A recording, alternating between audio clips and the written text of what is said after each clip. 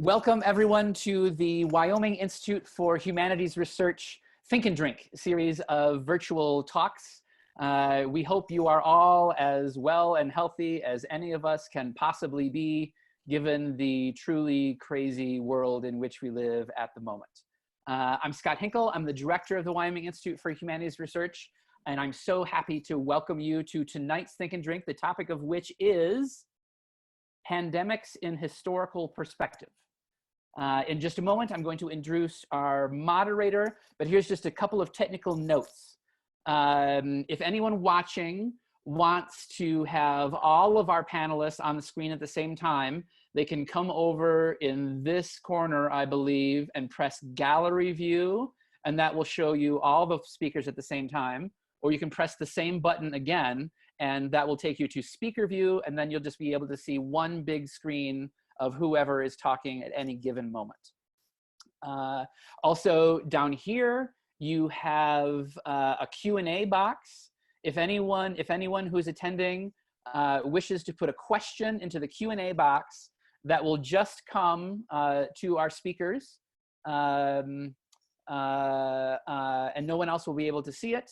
If you want to send a message to everyone who is an attendee tonight, you can go into the chat, and you can either send a chat directly to all of the panelists alone, or you can send a chat message to all of the panelists and all of the attendees. So you may choose. Please join us Thursdays at 5:30 if you're in the Rocky Mountains. Thursdays at 5:30 if you're in some other time zone.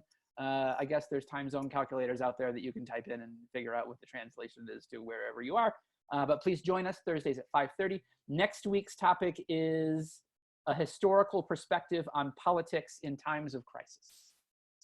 So I'm so happy to introduce Dr. Melissa Morris, who is Assistant Professor of History and American Studies here at the University of Wyoming and a member of the Humanities Research Institute's Steering Committee, who will be our moderator tonight and who will introduce our speakers. So please welcome me. Thank you, Scott, and thank you to all of our panelists for agreeing to participate, who I know are in later time zones, so thank you for sticking with us. And of course, to all of you out there tuning in some form or another. I'm just going to do a brief introduction to our panelists, and then I'll let them each talk for a couple minutes more about how their work intersects with our theme tonight. First we have Michael Christopher Lowe, who is an assistant professor of history at Iowa State University. And he is the author of Imperial Mecca, or Ottoman Arabia and the Indian Ocean Hajj, which is due out from Columbia University Press in September. Exciting. Next, we have Elise Mitchell, who's a PhD candidate in history at New York University, and her work focuses on slavery and medicine from about 1500 to 1800. She is the author of a recent piece on perhaps what earlier pandemics can teach us about our current crisis that appeared in the Atlantic magazine. Third up, we have Jacob Cyr Williams, who's an associate professor of history at the College of Charleston. He specializes in the history of science, medicine, disease, and is working on a book that examines scientific attitudes and cultural constructions of typhoid fever in the 19th century. And he's also an editor of the Journal of the History of Medicine and Allied Sciences. So I will hand it over to them to offer kind of a brief, perhaps a little bit more of an overview of their work and how it intersects with our theme here tonight. And we can just go in the order that I introduced you, I suppose, if that works. Okay. Thank you for having us.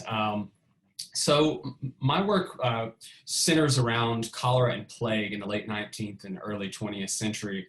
As an Ottomanist and an Arabist, I have focused on primarily the pilgrimage to Mecca, sort of looking at the ways in which sort of the ecological fallout of British colonialism in India and the Indian Ocean impacted the Ottoman Empire and the broader Middle East, and of course, really spilled over and became a truly global issue in the late 19th century. Also, my work has sort of spun off in a couple of different directions, but most notably, I've written some about desalination technology, which started to be used as one of the solutions to this problem related to the Hajj. Of course, today in the Arabian Peninsula, desalinated water is sort of the wellspring of life in the peninsula. So that's sort of the second project that sprang out of this initial pandemic work that I was doing. Okay, thank you so much for having us. So yeah, my work focuses most broadly on the intersections of slavery and the slave trade and medicine in the early modern Americas. But my current project focuses on smallpox and slavery, specifically enslaved Africans' experiences of different public health interventions geared towards curtailing smallpox in the slave trade, such as quarantines, and also their experiences with smallpox inoculation, both with Indigenous West African practices of smallpox inoculation in West Africa and in different parts of the Caribbean. Because the slave trade took enslaved people to a variety of different locations in the Americas and sort of spread folks of different ethnic backgrounds across the region, I look across British, French, Spanish, and Portuguese territories to sort of put together what the implications of different public health interventions and the implications of different smallpox epidemics were in the period before 1800, so before the invention and promulgation of the smallpox vaccine. Thanks, y'all. So I've spent probably about a decade researching the history of typhoid fever and the rise of epidemiology in Victorian Britain. And typhoid's been this really interesting disease for me to look at because it's often been seen alongside cholera in the rise of public health and municipal sanitation. And what's so interesting in my research that I found about typhoid is the role of British colonialism in the process. So in the earlier period of the mid-Victorian era, typhoid was almost seen as inherently a European or a British disease, a disease that indigenous peoples in India and in Africa couldn't get. And by the end of the 19th century, it was seen as a disease for which colonialism brought across the world. So it was seen as a global disease vis-a-vis these larger kind of colonial processes. So I have a book on typhoid that's coming out a little bit later than Chris's. It's coming out in November with the University of Rochester Press called The Filth Disease. And my second project that I'm working on right now is on bubonic plague in the late 19th, early 20th century British colonial areas of India and South Africa. So a lot of great intersections here, I think, between the three of us. Yeah, I agree. So a couple of you have kind of started to touch upon this, but just as a broad opening question, I thought I'd ask, what parallels do you see between your own time period? Of course, being careful historians, as we all are, but between, your own time period that you study and maybe some things that are happening today. Whoever wants to go first. So I'll jump in and take a stab at that one. One of the things that has struck me in the last few weeks is really the parallel about testing. And for cholera, really cholera leaps onto the global stage when you start to get outbreaks moving from the endemic sink of the Ganges Delta in the 1820s and 1830s, but certainly by the 1860s, cholera is on the sort of global radar and is impacting not only India, the Middle East, Europe, but also making its way all the way to North America. And one of the things that I think is interesting is really from these early periods, 1830s through the 1880s and 90s, is that everyone was flying blind. No one understood the bacteriology, no one understood the etiology, really how cholera works and spreads. And so for the better part of 3 decades in the sort of middle part of my work, you have a British Empire that obstinately denies that India is the source of cholera. And you have a sort of beleaguered Ottoman Empire who's really following the best medical advice, this sort of current medical advice of Europe and following the developments of people like Robert Koch and Pasteur. And yet they're being blamed by the British Empire, saying that Mecca is the font of cholera and not India. And so this blame game internationally and lack of clarity about how the disease works is strikingly similar to me. Yeah, I'll jump in next and say, in a similar way, the flying blind aspect is pretty similar to some of the early outbreaks that I study. Around 500 years ago, the Americas saw their first documented smallpox outbreak in the 1519, early 1520s. And at that time, smallpox was a novel virus, similar to how the coronavirus is a novel virus globally. So Native Americans had a variety of different medical practices that might have been helpful for the disease, but they didn't have experience with that disease specifically prior to this. So I think the sort of sense of being in uncharted territory and not having a vaccine or any kind of medical practice, or having to sort of figure out along the way the medical practices that would be most effective is one similarity. But then the other one, which is heartbreaking but also expected, is the demographics of who's being most affected by this disease. The racial demographics around Black people dying of the disease at much higher rates than other communities and being affected much more so, as well as the devastating impact that it's having on Native American communities in the US as well as abroad, is very, very, very similar to the outbreaks that I study. And that has everything to do with the way that labor is performed in America, the way that the kind of socioeconomic disparities that we have, as well as the under-resourcing of different communities that put them at further risk for contracting this disease. And the fact that there was not a conscious effort early on to make any kind of public health interventions that were directed at preserving the lives of Native and Black people in the US. And then now, and like looking at that in the past, where a lot of times Black and Native people were paying the costs of mitigation in different colonial public health strategies, there's definitely a lineage there that's worth acknowledging. So I would say that those are probably the two greatest similarities that I've seen. Definitely. Thank you both so much. And yeah, just to dovetail with how my work intersects with a couple of the themes that we've just heard from.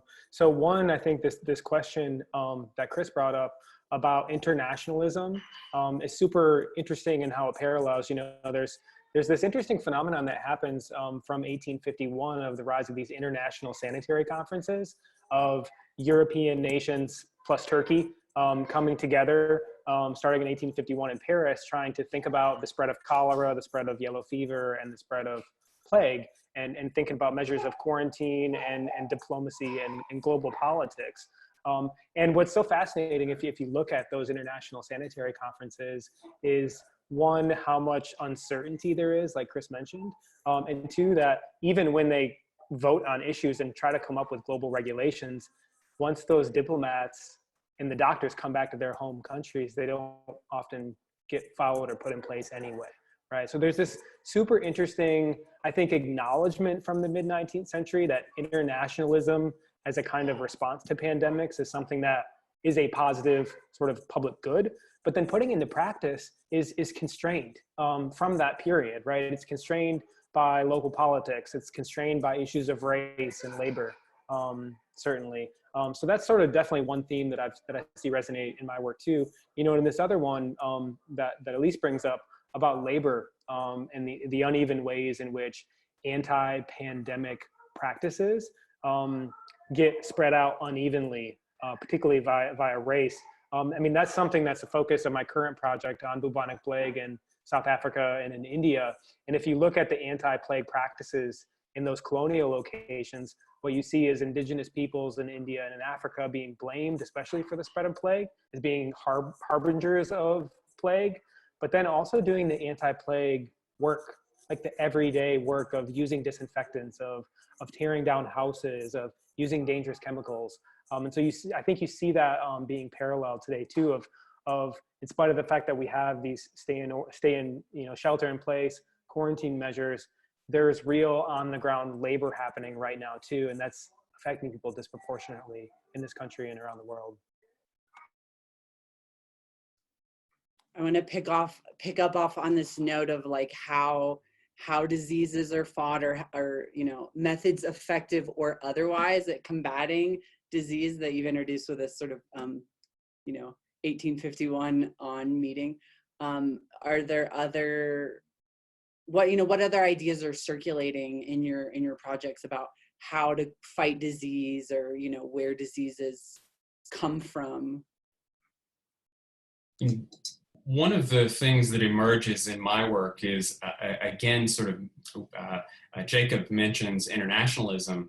And one of the big themes in my work is that the Ottoman Empire takes internationalism quite seriously. They want to be viewed as a sort of power player in Europe and be taken seriously and have their sovereignty protected under international law. And so they really sort of try to play the game of internationalism. Whereas the British are sort of the big bad in this story, and sort of a weak internationalism can't restrain British free trade, which refuses to be caught in any international legal agreements which force them to quarantine or force them to restrict labor mobility or pilgrimage mobility, in my case. And this becomes a real stumbling block for effective controls. There were certainly times when it would have been appropriate to restrict mobility, whether it be European traders, Muslim pilgrims,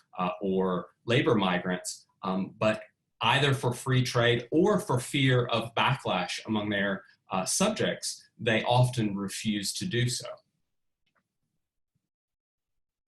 So gosh, that's such a tough question for an early modernist to unpack, because people had very different ideas about what diseases were and what their significance was in the period that I studied than we do now. So for smallpox, I guess I'd say like the most obvious question that I often get asked is whether or not the disease was racialized. And for the period that I study, it wasn't. Europeans and Africans, as well as Native people, all recognized that this was a disease that almost anyone could contract, especially if they hadn't had it before, from pretty early on. And of course, folks from different cultural backgrounds ascribe different meanings to it. Sometimes those meanings had spiritual or religious connotations. Sometimes they had even geopolitical connotations or trade connotations. For enslaved Africans in West Africa, as well as in the Americas, many of them practiced smallpox inoculation, or a sort of rudimentary form of immunization that was involved taking pus from one person's pustule and putting it into an incision on another person, specifically usually performed on children. And for Europeans, Western Europeans were not really familiar with any form of immunization practices until the early 18th century. It was a big part of Eastern medicine in East Asia, as well as in Turkey, much of the Near East, much of the Middle East. And in the early 18th century, it sort of got an uneven adoption. Folks in the Americas were a little bit more willing to experiment with it and adopt it pretty quickly in the early 18th century, I think in large part because of their contact with West Africans and their familiarity with the practice. But Western Europeans didn't really sanction the practice until the mid 18th century, and then it was in use much more. Prior to that, they tended to rely on smallpox quarantines, which, I mean, similar to the social distancing practices that we're doing now, still leave anyone who's infected in a very vulnerable position, and also doesn't really do anything to prevent the disease from spreading if it already is. And so, I mean, a big part of my work is focusing on maritime quarantines and quarantining of enslaved Africans in the slave trade at different coastal ports throughout the Caribbean and the Americas. So I would say that, I guess maybe that summarizes to answer the question. And that's really interesting too, Elise, that you talk about the ways in which, you know, race impacted discussions about slavery, right, and smallpox, but at the same time, like, there's yellow fever happening here too, which is pathologized and racialized in very different ways than smallpox, right? So I think that's super interesting to bring up. If I try to think through what's happening in the late 19th century with bubonic plague, for example, in India and in South Africa, and you think about some of these questions of differential blame, xenophobia, and labor, I'm going to try to share screen an image here to see if that looks like it's disabled. So that may not work. One of the things that's so fascinating to me, I found this, this photograph from 1898 that depicts, it's from a Kamari dipping station in Karachi. And it was this port city central to the British Empire in this period. And it's a photograph that shows human dipping, British plague officials dipping indigenous Indians in a vat of carbolic acid. And what's so interesting to me about this example that I explore that was happening both in India and in South Africa in this time. Is this live now? Is this working? Great. Okay. It's this really harrowing photograph. It's the only photograph that I found that existed of human dipping in this dangerous vat of carbolic acid, which was known at the time to burn the skin, right? So here's this moment where we're in the middle of a pandemic in the late 19th century. Bubonic plague is sweeping across the globe. It's disrupting daily life and trade and everything in between. And there's also this new bacteriological knowledge. There's knowledge about the bacillus, and there's knowledge about the rat, flea, human zoonotic connection. And yet the response is this heavily racialized response to blame Indians and Africans for spreading the disease and to usher in these very heavy-handed imperial colonial public health type of practices. So, you know, I think like, if you think about some of the visuals that are happening here too, I think that helps to sort of nuance and contextualize the sort of labor practices and the differential immunity questions that Elise says are super long standing in this period. Thanks, yeah. Sorry. I mean, it's interesting to piggyback on this stratification issue with plague, and certainly cholera and plague were running concurrently during this period. But all of these international sanitary conferences, they tended to enshrine European mobility and continue to protect trade and European troop movements, and tended to demonize labor migrants from places like China and India, or Muslim and Hindu pilgrims coming from India and the Indian Ocean. And so we see this sort of stratification. And this is one of the worries that I have about this idea of immunity passports, is that we end up not really with something that covers or really thinks carefully about immunity, but instead just is another way to practice these racial inequalities. Yeah, if I can just jump in really quick and say, I think that pointing out the fact that these are ways that sort of enshrine European mobility is really important, because part of the reason why European colonial officials were creating different kinds of maritime quarantine policies was so that the slave trade could continue. You know, because the perfect solution to stopping smallpox outbreaks on slave ships is to stop enslaving people, but that's not what anybody was interested in at the time. And so, you know, sort of developing these different kinds of public health policies that allow for things to continue along a certain quote unquote normal, in the way that people are kind of trying to figure out how we can get back to a normal before that we realize now, at least that that our current pandemic has laid bare, was not necessarily that sustainable or safe for everyone in the first place. Yeah, I'm glad that this question of immunity came up, because it's obviously something people are talking about so much now. Like, how do you prove immunity? Is you know, does having the disease even confer immunity? So it's interesting to see, and not perhaps unsurprising, that those were concerns in previous eras as well. Another thing I wanted to ask you all about was kind of the broader effects that pandemics have had. Elise, in your piece that you published recently, you talk a lot about how, you know, the pandemic is one thing, but it's like some of the other knock-on effects of pandemics that are actually more detrimental to societies. And certainly in our own time, there's a question of, you know, what are the economic effects, or what are the other effects? So I was wondering if y'all could just speak to that in your own era.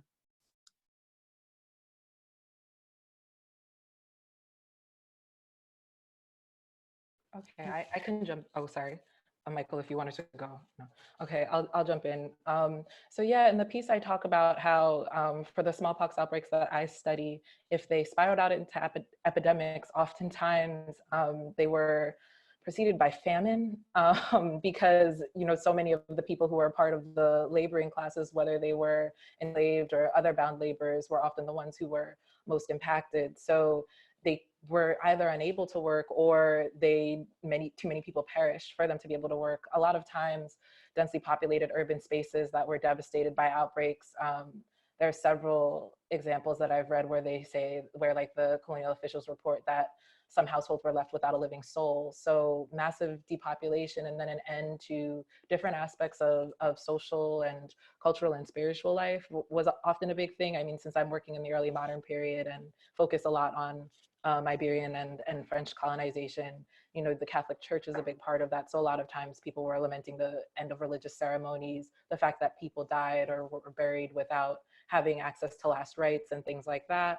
And they were also incredibly disruptive to trade and commerce, and all manner of trade and commerce. And so in some cases, the small island territories that I study or some more remote areas were pretty dependent on getting particular supplies from other places, and those supply chains would get cut off. And that would mean that people had to go without different foodstuffs or goods for a long period of time. So I would say that those are probably some of the biggest impacts, in addition to like the variety of like emotional things that come along with the massive loss of life. Just to sort of try and think about pandemics as a sort of swirl of comorbidities. I mean, a lot of what I think about for Ottoman Arabia, Mecca, the Ottoman Empire, larger Muslim world, is that British India is sort of, again, it's a swirl of conditions that are conducive to not just cholera outbreaks, plague, malaria, famine, of course, and that the sort of synergy between these things sort of helps to further the possibility of further outbreaks. The other thing I would say is sort of piggybacking on some of the blame games that are afoot at the moment and sort of playing with statistics. One example that I like to use is the British like to play down cholera deaths, and they would often record cholera deaths as famine diarrhea. So taking one crisis and blaming it so that it didn't draw sort of larger international attention to the bigger problem. But we see these sort of ways in which there's a sort of cascade of consequences: water safety, water security in the Arabian Peninsula, tighter border controls, new experimentations with passport controls, which of course were racialized as well. So we get some of the sort of infrastructures of travel regulation, mobility that we tend to, I think as Americans, think of, you have your passport and it provides you freedom to go where you want. Well, in point of fact, usually passports were restrictive measures. And I think it's important for us to recognize their origins. That's right. That's a really important work that emerges out of my research too, with plague in India and in South Africa. And I think, it's how I see this in particular with my two projects on typhoid and on bubonic plague is, on the one hand, this story of typhoid in the course of the second half of the 19th century is one of the rise of a kind of global epidemiology, of a kind of commitment on the part of governments to hire people to study epidemics full time, right? And I think like in a long historical arc, we can see that as an important kind of moniker, right? And at the same time, I think how those public health practices were happening on the ground, particularly in colonial locations in the 19th century, was very uneven, right? So while we might say the rise of global epidemiology is a positive good for society, and I think that's certainly something we should acknowledge. On the other hand, what happens in the case of Cape Town, for example, I was in Cape Town last summer, and what I found there was 200 huge archival boxes that hadn't been opened since 1910, and they were all plague files. And what's so interesting is British officials, when plague starts hitting Cape Town, they literally clear with police officers and soldiers, European, they clear Cape Town completely. They force the indigenous people that were living there out of the city. And they totally remake that urban landscape. And so there's this, I mean, Chris, you can speak to this too there, and so can you, Elise. I think there's this fear of indigenous peoples that Europeans have in the 18th and 19th century, but there's also this fear of indigenous landscapes and environments. And so I think the colonial project, you know, in this period was one of racializing disease, but also of thinking about landscapes in new ways. And so, you know, I think there's certainly this interesting mix between what public health is doing on the ground, what public health is doing in ideologically speaking, and then what it's doing on the ground. I mean, this is an interesting thing that you bring up, this sort of idea of an environmental Orientalism.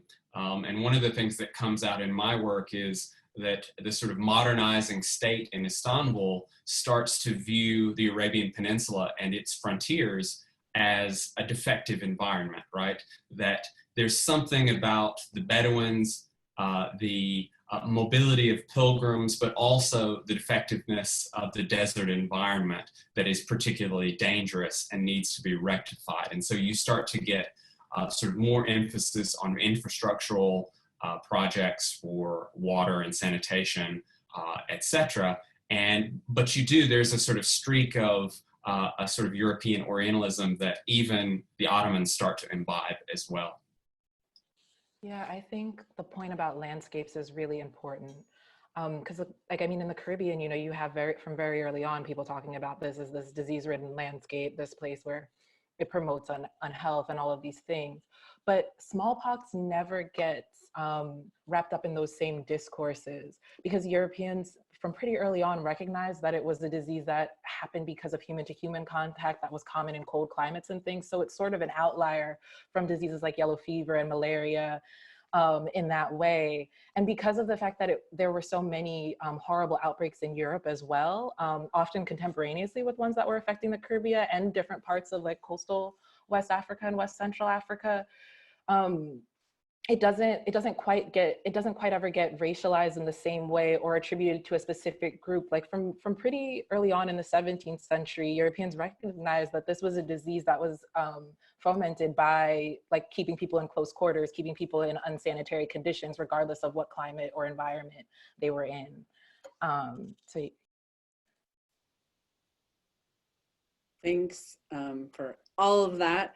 And we have some amazing questions from our audience, so I'll turn to some of those. We have a couple different questions that touch upon the issue of civil liberties versus perhaps or not public health.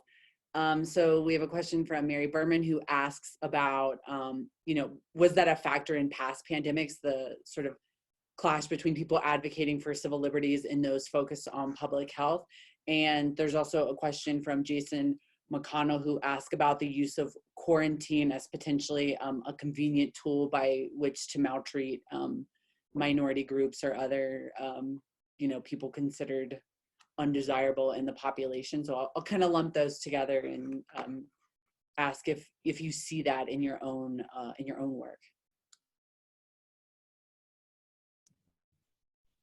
I'll try and tackle this question maybe a little bit indirectly. Just thinking about the difference between metropolitan societies in Europe and the sort of colonial territories that they controlled, civil liberties, as we might think of it, were not really existent in the same way. But one of the things that crops up in my work is the sort of deal that is struck after the Great Rebellion in 1857-58 in India. And one of the sort of key ideas that is enshrined is that missionary activity would be frowned upon, and that Hindus and Muslims and other religious groups in India would be given religious freedom, however narrowly defined, right? So this idea made it very difficult to restrict mobility that had anything to do with religion. In my case, writing about the pilgrimage to Mecca, the Hajj, the colonial state was terrified to do anything that would be seen by the sort of Muslim population as a sort of reneging on this basic agreement.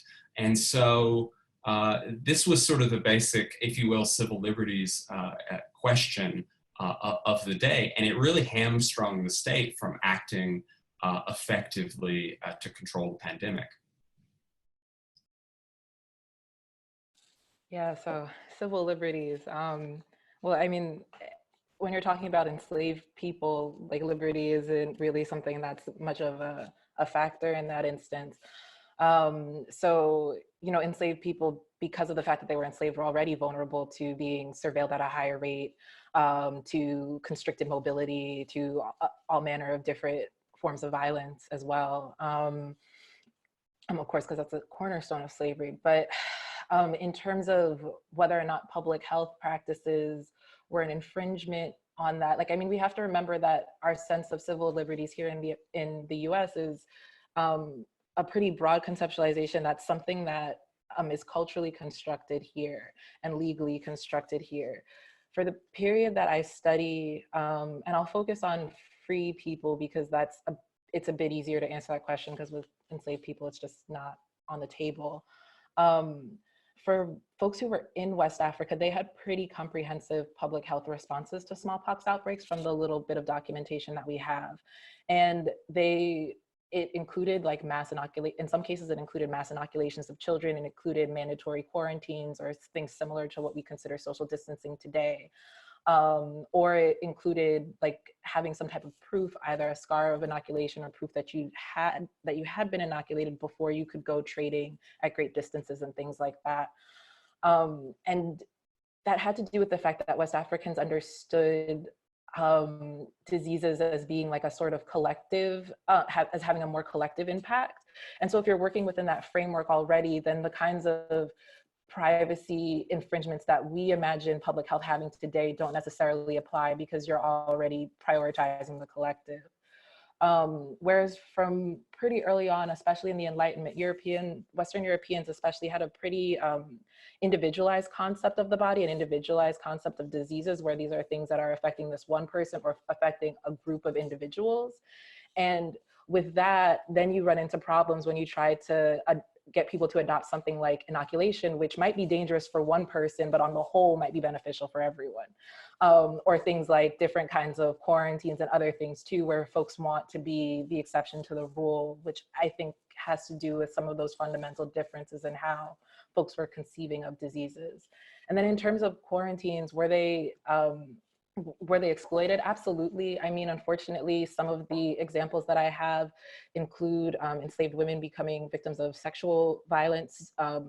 During quarantines, people would use quarantines sometimes, or fabricate smallpox epidemics as an excuse to throw rebellious enslaved people overboard during voyages. Like, I mean, many of the descriptions are really terrifying. So of course, European enslavers often use these quarantines as opportunities to exploit enslaved people further.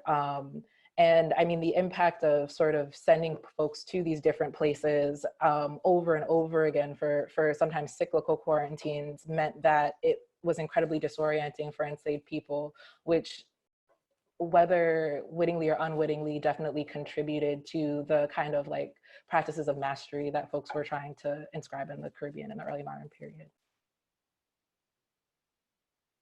Yeah, I see a lot of the same dovetailing in my research too. So, you know, on this issue that Elise brings up, I too have seen, you know, when British colonial officials in the Cape Colony, they remove Indigenous Africans to these camps. They're just these makeshift camps where they're forced to live. They're thrown out of their houses in more urban centers. Their houses are destroyed, their belongings are destroyed, their bodies physically are disinfected with chemicals that are imported from Europe, which is sort of interesting kind of technology transfer of colonialism as well. Also seen in the archival records there, numerous instances of British officials raping Indigenous women in these camps, and other sorts of infringements upon the body of colonized people in very overt and direct ways, right?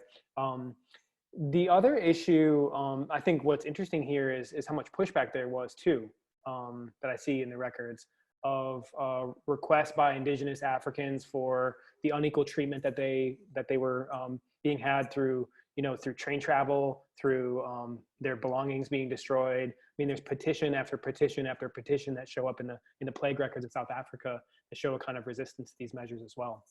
The other question that was asked here, you know, about civil liberties is really interesting with how it relates to my work on typhoid fever. You know, some of the audience will undoubtedly know, you know, one of the classic cases in the history of public health is Typhoid Mary in early 20th century America, right? And what's so fascinating to me after having studied typhoid for, you know, over a decade is how Mary Malone wasn't the first asymptomatic carrier of typhoid. She wasn't even the first recognized.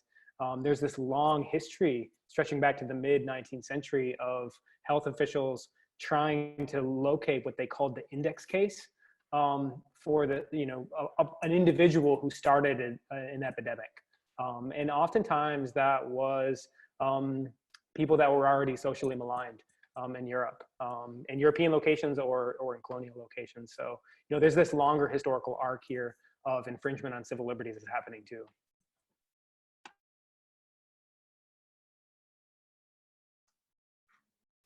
I'll go to another question from the audience, maybe also bundling a couple questions together so we get through all of these really excellent questions. So first we have a question from Keith Plymers about, it says in 1794, Richard Allen and Absalom Jones were two Black Philadelphians who helped lead their community's response to the outbreak, wrote to try to combat ideas about Black immunity, which is something that came up with the coronavirus as well. And he's wondering if the panelists can comment on ideas about racialized immunities or vulnerability. And I also going to pair that with this question from Donald O'Toole about an enslaved person who helped, who was owned, I appreciate the air quotes, by Cotton Mather, and who helped explain, you know, how deliberate infection with smallpox could help increase, you know, resistance to that, and whether there was an awareness that that was, you know, that knowledge came from an enslaved person. And personally, I'm interested in Indigenous and African knowledge generally, so so I'll kind of let you three answer those two together.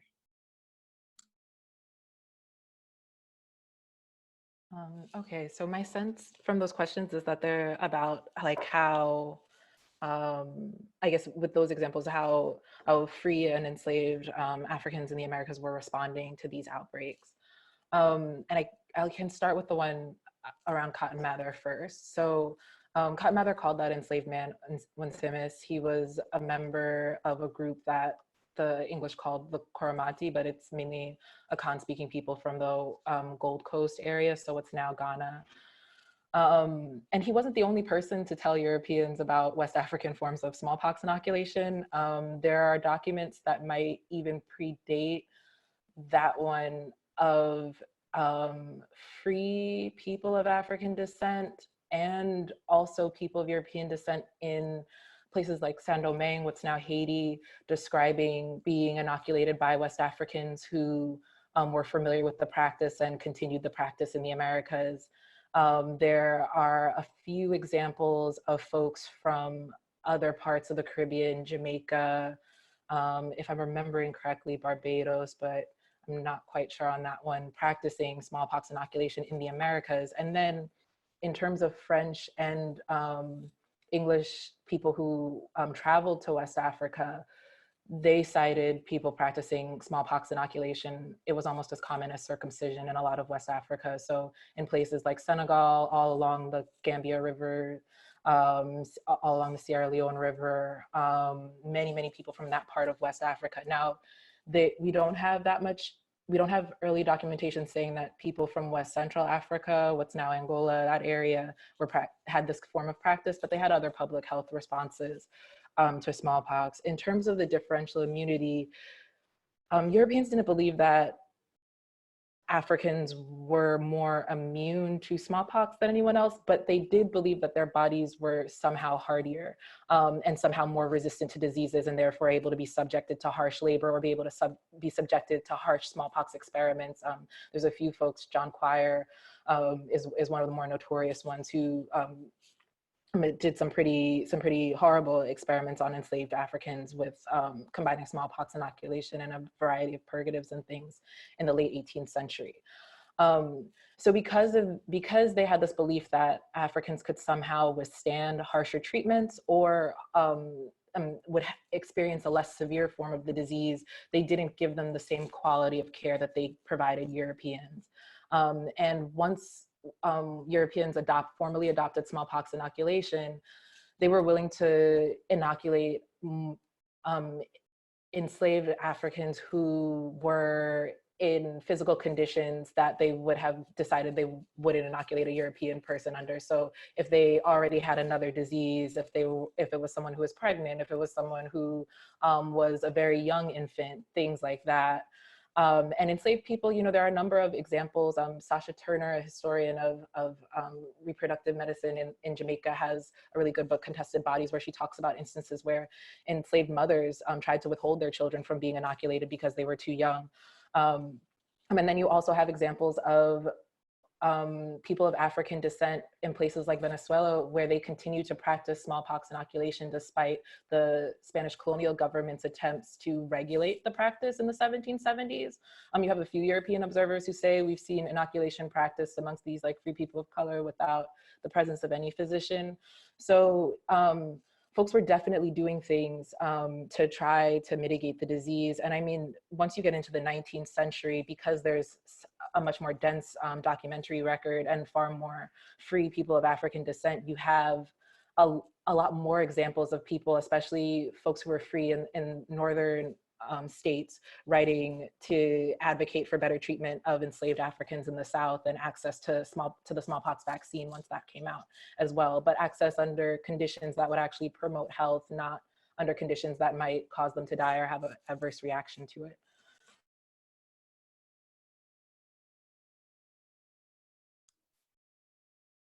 Does anyone else want to? I can jump in here too a little bit, because I think one of the things that's really interesting, if you take this like long view of this, from this period that Elise is talking about in the 18th and the early 19th century, I think there's this real fear looking back on that and using that historical knowledge today and trying to understand it, and just like black boxing that, pigeonholing that into this older era where there wasn't modern scientific understandings of disease in the body. But if you speed it up into the late 19th, early 20th century, when there's this new science of bacteriology, this new knowledge of the microorganisms' role in spreading disease as a causative organism, there's still, in some ways, there's a sort of redoubling of ideas of differential immunity, right? There's in spite of new bacteriology and epidemiology, these racial theories persist, and in some ways they become even stronger. So health officials in the early 20th century can use tests to determine who has a disease or who doesn't have a disease, right? Of bacterial origin at least. But at the same time, they're still thinking about racialized ideas about who is more susceptible, right? Or who is at fault in spreading disease. I mean, I think that this is interesting, what Jacob brings up, this idea that we can't compare the present with, say, the early 19th century or late 19th century. In many respects, these sort of racial ideologies rear their heads in these moments, right? My colleague from Columbia now at Villanova, Andy Liu, has written some wonderful things in the popular press recently about a sort of fear of East Asians, ways in which the West refused to essentially look at the examples that were put forward by perhaps China is a little bit problematic, but especially South Korea, Japan, Singapore, and refused to really follow the examples of social distancing and particularly mask wearing early on in the pandemic. And I think that this is certainly related to racial hierarchies, right? Thinking that there's some sort of reified, obedient Asian population. And these sort of stereotypes get trotted out to say, well, no, the West will not follow these examples. And there's really nothing to learn here, when in fact, there certainly was, and now we're paying the price. Yeah, definitely. So the next question comes from Renee, who asked about zoonotic diseases, so diseases that pass from animals to people, and what basically like the environmental aspect of the both COVID-19 and other zoonotic diseases, and what your thoughts, or whether this is a concern in your own time, but over the kind of putting too much pressure on natural resources, depletion, and how that leads to pandemic diseases, if any of you have thoughts on that.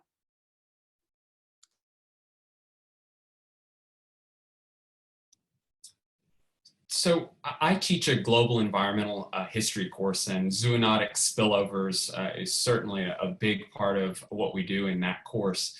And obviously this semester has been sort of a case study in that for my students. Early on in the semester, we talked about that as the pandemic was unfolding, and I think that my points were brought home maybe a little too well this semester.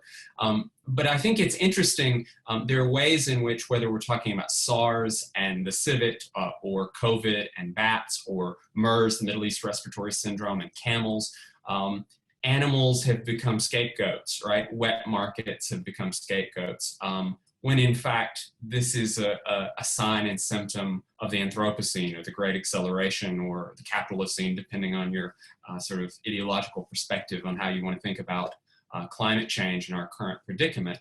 But this is fundamentally a human problem of sort of using cheap resources, cheap land, and encroaching on previously undisturbed animal habitats, or industrializing our interactions with animals, and sort of placing human populations, industrial animal husbandry, farming practices, and wild animal populations in very close proximity.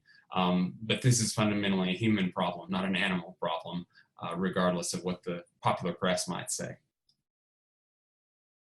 Yeah, that's really interesting, and I think just to jump off that a little bit, if you take this moment, at least with the story of in the history of bubonic plague, when the rat was first acknowledged to play some kind of role in the spread of plague in the late 1890s, some of the early epidemiological maps that British colonial officials produce in South Africa are not the sort of classic John Snow cholera spot maps of either cases of sick individuals or dead individuals. They're actually maps that are epidemiological spot maps of rats. So they're mapping rats on the urban landscape to try to understand the spread of the animal, because it, as you said, Chris, becomes this kind of scapegoat for a whole set of, I think, issues, one of which is race, right? Because those maps, they mapped literally onto that urban landscape, but they also mapped onto the houses of Indigenous peoples. And I think the field of human-animal diseases and its history is a burgeoning one right now, and one that I would highly encourage anybody that's interested in that at all to look at the sort of period in the late 19th, early 20th century when there's this flourishing of this new kind of zoonotic research that's happening from people trained in bacteriology that's really understudied.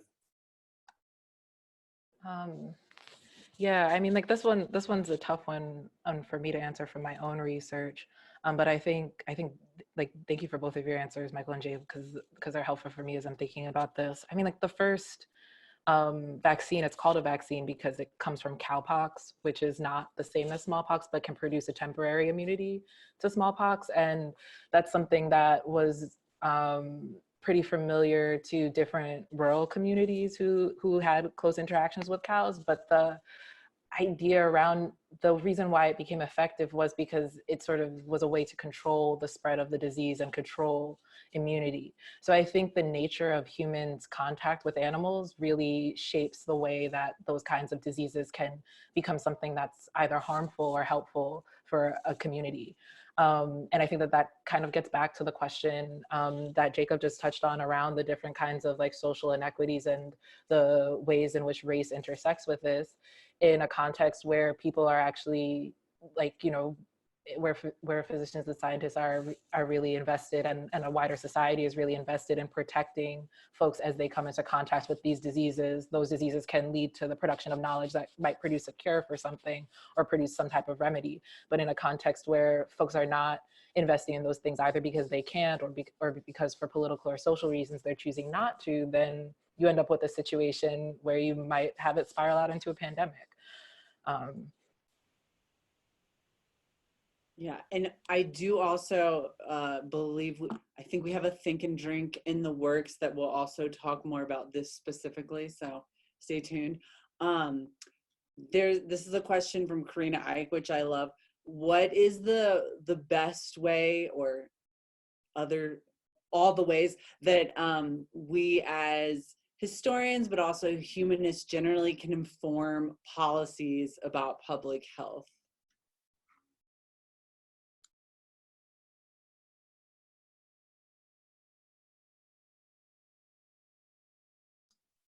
Kind of a tall order, but if you want to just share your thoughts on what we I mean, I think I actually try to think about this a lot, both in a pandemic moment like this, and I've written a handful of op-eds for our newspaper in Charleston, the Post and Courier, and trying to contextualize, and have a piece that aired on CNN last week on pandemics and the use of disinfectants and their long history. And I think one of the things that historians and humanists more broadly can do is to try to use our expertise to sort of complicate some of the big narratives, the narratives of scientific progress, the narratives of, we have this problem, right? There's this idea out there, I think, in the broader society that, this sort of worked like this in the past and it can work like this now, that there's this unsolvable mystery, right? Diseases often get likened to these sort of mystery stories, where there's this problem, it just needs the right sort of know-how to get fixed, and then if we just have the right scientific breakthrough, we can solve this problem. And I think any sort of story of the history of disease is abundantly clear that it hasn't worked that way in the past, and that it probably won't work that way now. So I think the more we can complicate those heroic narratives, the more we can help people to try to navigate what are the gray areas and the more complicated areas and the areas of inequality. One of the things that I think has been so interesting for me as a historian of epidemic disease is how much play the Spanish flu has gotten in the media lately as a way to try to understand the moment that we're in now. And I totally get it. It was the last big, American pandemic to happen, and this really important global pandemic to happen across the world. And I think, having cities all across America quarantined in 1918 and some in early 1919 provides a kind of salient lesson for us. But I also think there's been a way in which that story has been reduced to a kind of not very complicated story, and a kind of heroic story that, the kind of things that we have been talking about in the last hour, I think are much more difficult to try to throw into how they easily map onto our experience right now with COVID. But I think in a way that makes them more valuable. I'd like to jump in here and again sort of make a pitch for environmental history. Our current moment is quite different, and I think Jacob brings up a good point, right? That these sort of one-to-one comparisons, I've seen lots of stories in popular media about the Spanish flu or even cholera, but we're living in a quite different moment, right? Certainly the 19th century, we could think of it as a sort of globalization 1.0. With steam and telegraph connectivity, but the level of connectivity, the speed of travel, the density of our population, and all of these sort of accumulated degradations of the environment that we collectively think of as the Great Acceleration or the Anthropocene put us in a quite different spot than we were in the 19th century. And I think trying to sort of piece this together and think of this really as the canary in the coal mine, as sort of one small data point in a much, much larger picture. And I think that some of these 19th century comparisons don't really do service to this. I mean, I also like what Jacob was saying too, about this sort of heroic, great man theory of medicine, right? That there's a Dr. Fauci out there somewhere who's going to come up with the cure and save us all from this. when in point of fact, these are sort of generally slow rolling efforts. And we're very likely to sort of see very similar things happening in the future. I really like, I believe it was Alfred Crosby, and I'll butcher the quote, but he said, you know, there's the 19th century and then there's the 20th century, and we have all of these wonderful advances, a falling mortality, expanding life expectancies, etc. And he was asked, what happens after the 20th century? It's not the 21st century, you go back to the 19th century. Those gains that we've made in some respects are illusory. Antibiotics, advances in bacteriology, virology, etc. They're not enough to keep pace with the changes that we're making to our wider environment. And to really sort of only have a conversation about public health, I think puts us at a big disservice. And a second way that I'd like to maybe address this question about how we can interject ourselves into sort of the public discourse is to really think about calling balls and strikes. So my work on the pilgrimage to Mecca, I'm seeing lots of stories about the impending, you know, Hajj season is coming up in late July, early August. Pilgrims have been banned from making Umrah, which is, you know, going to Mecca and Medina outside of Hajj season. And Saudi Arabia has already put some quite strict controls on travel to Mecca and Medina. But one of the things that happened a couple of months ago was that the Saudis started to float kind of a trial balloon that they would ultimately have to postpone or cancel the pilgrimage this year. And with that, they sort of put together a package of precedents of previous times when, for reasons of political conflict, war, or pandemic, the Hajj had been disrupted. Interestingly, all of their examples come from the 7th century all the way up to the invasion of Napoleon in Egypt in 1798. And there's no mention of the 19th century, no mention of the colonial interventions with cholera and plague, and Ottoman developments of public health, and really a period in which colonial powers sort of reached into the Arabian Peninsula and regulated the pilgrimage to Mecca, really the most sacred event in the faith. And so we see a sort of reluctance to come to terms with that history in the sort of talking points that they put out.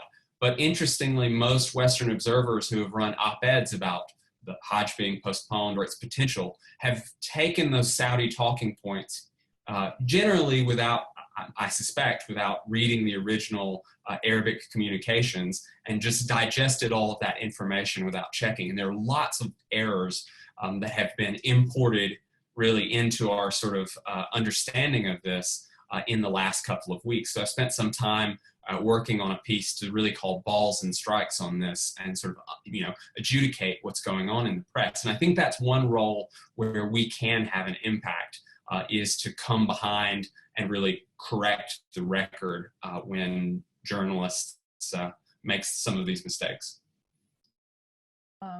Yeah, so I mean, I think that humanists definitely have a role to play in this period across the board. And I want to echo both Michael and Jacob's comments around it's never a one-to-one comparison.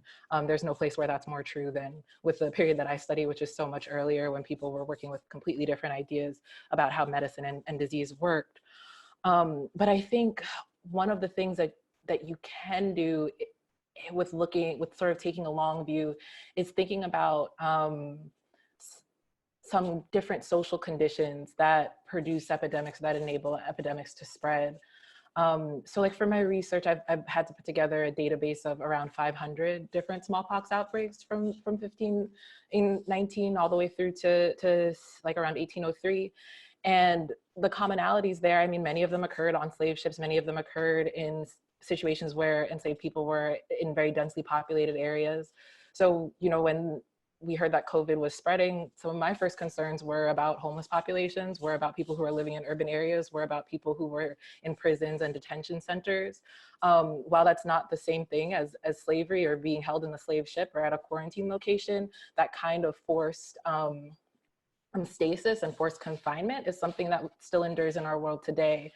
And you know, given that we're currently living through a pandemic, thinking about how we might build societies that don't include those kinds of forced confinement might be something worth considering at this point in time. Also looking at the staggering mortality statistics for the period that I study, I'm seeing cases where enslaved people are dying at 2, sometimes 3 times the rate of other groups. Native people are dying at tremendous rates because they can't get access to their normal practice, to their like different forms of medicine or perform the kinds of healing traditions that they would because of the disruptions that colonialism caused. And so in thinking about that in our time period, as we continue to to push people to perform essential labor without adequate protections and other things like that, you know, those parallels are worth exploring and worth consideration. And I think that humanists have a lot to lend to that conversation. But I also think that we don't necessarily have to look at past pandemics or epidemics in order to understand the ways that this one might come to bear on our lives. You know, we still have an ongoing HIV pandemic around the world. And, you know, the numbers are looking pretty bad for queer communities of color in many Western countries. And I think that the scholars who do work on that actually have a lot to lend in terms of these questions about infringements on civil liberties, in terms of contact tracing and what that does, in terms of the racial disparities, and the way that, you know, public health issues intersect with these other issues of labor exploitation, of immigration, of incarceration, of housing, of our housing crisis and things like that. And I think that, so like, as much as I'm delighted that you're talking to us and that, you know, people want to hear from me about how it's supply shortages and things are affected, I feel like the real people to talk to are folks who do work on HIV and also disability studies scholars too. You know, as I try to trace individual enslaved people's experiences with smallpox, a lot of them, you know, end up blind or end up with other physical ailments from this. We're learning that, you know, COVID can cause people to have strokes or have other forms of disabilities. If you're somebody who's been extubated, you have a long road to recovery after that. You know, you may never fully recover from that. And as this continues to spread, thinking about how, you know, moving forward, our policies can address those things and can do a better job of caring for folks that have different forms of disabilities and provide better accommodations might be something that it's certainly something that humanists could contribute to moving forward. I want to thank all of you for lending your voices to this important conversation, but definitely I think, Elise, your point is right, that there are many other people that we should be listening to in this time, and that's certainly something that our organization hopes to promote. I'm gonna end our time together because we're at an hour, a little over. But I want to thank the three of you so much for joining us, and all of you out there who asked excellent questions, many of which we did not get a chance to answer. I apologize. But thank you so much for coming. And if you want to watch this again or catch it later, this will be posted on YouTube, so you can share it with your friends later on. Thank you all. Thank you so much for having us. Yeah, thank you so much. Thanks, everyone.